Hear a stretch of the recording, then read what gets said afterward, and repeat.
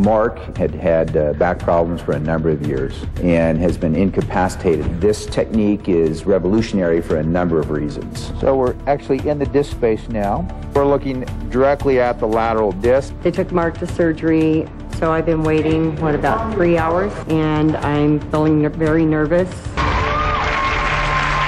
Whether it's from lugging your little ones around, bending your back the wrong way, or a devastating accident, back pain affects 80% of Americans at some time in their lives.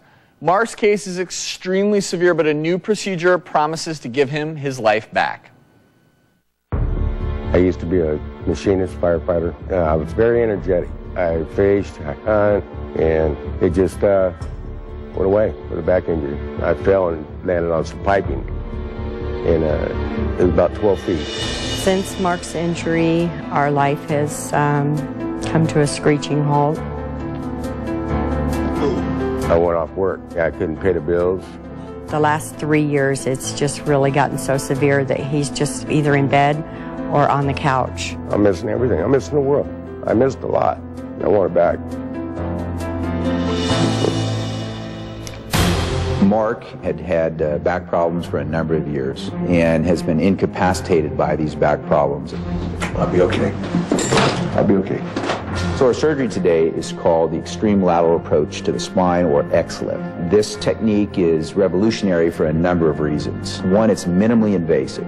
Importantly, we leave those strong lumbar muscles intact. We're able to go through and get down to the disc from this lateral approach, take out the disc in its entirety, and then replace it.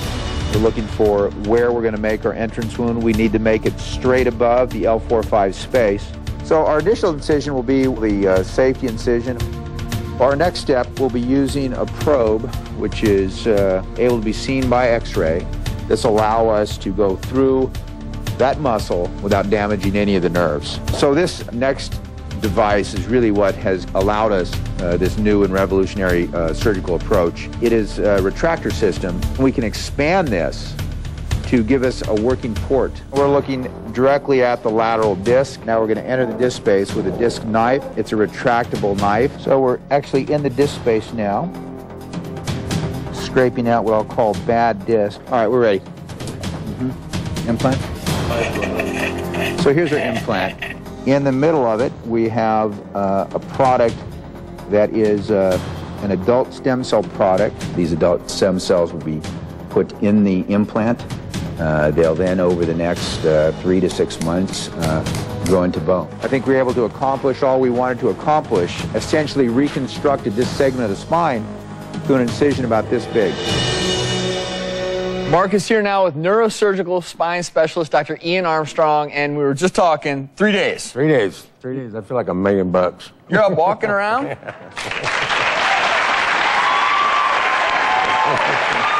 on back, Mark. Don't run away. It don't get no better than this. It's great. It's great. So this is an amazing new surgery. How does this work? Well, this model here is a torso on its right side. And what makes this approach revolutionary is that we're going through the side. The older approach, we would go through the back muscles and destroy those back muscles. Or we would go through the stomach muscles and damage the stomach muscles, which would take a long time for the patient to recover. With this new approach, we make about an inch incision, go in through the side. We're able to use the retractor, pass this retractor down with electrical stimulation, guiding us through these nerves and muscles safely so we can get right down onto the disc. Once we're in the disc place, we can then move in with our instrumentation, again, all developed for this special approach, and then we can work through this portal and remove the damaged disc. It's really amazing, even for a spine surgeon, to see something this minimally invasive and see the results that we get with patients like Mark. Because the recovery, if Mark, let's say, had the old-fashioned technique done, how long would he have been recovering? He would have been in the hospital for at least 5 days, and then several weeks recovering, and then not really up and functioning for 4 to 6 months. Whereas with this, he's 3 days out, trying to run off the stage, by the way, which is very impressive. I'm ready to go dancing. And he'll be back to routine activities in 4 to 6 weeks, and I know Mark's anxious to get back to fishing with his grandson, so he'll be back to that in 4 to 6 weeks. And be dancing soon, too. I'm ready. So who else other than someone like Mark would be a good candidate for the XLIF procedure? Well, I think the important thing is that a patient with incapacitating pain, someone who cannot live with their symptoms, cannot provide for their family, cannot recreate, and is taking pain medication all the time. And importantly, has failed conservative management. Someone who's been through chiropractic, physical therapy, pain management, all these things Mark had gone through. Once you get to that crossroad, I think that patient becomes a candidate for surgery, at least a consideration for surgery. Because surgery is obviously the last resort. 80% of us will experience back pain at some point in our lives. Talk about in the ER all the time, certain warning signs where you really need to go get seen, because sometimes we bend over, we tweak our back. Sure. No big deal, we get better after a few days. What are the warning signs we should tell people about? Well, I think the things to watch for are progressive back pain, night back pain, which can be a sign of infection or tumor. Certainly leg pain with weakness and numbness. When you have progressive weakness and numbness or bowel or bladder problems, these are signs where you need to get to your specialist and get evaluated. What do you recommend for people at home that they can do on their own? Obviously anti-inflammatories, some people will benefit from those. Any other things people can do at home? Well, I think the most important thing to realize is that when you have back pain, most of the time it's going to be spasm or strain.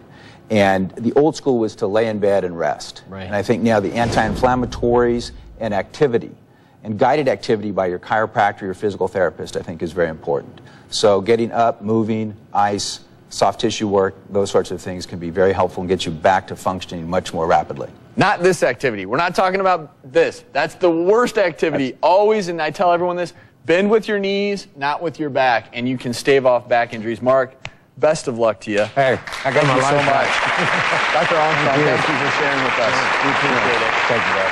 For more information on this procedure and how to treat your back pain, go to our website, thedoctorstv.com.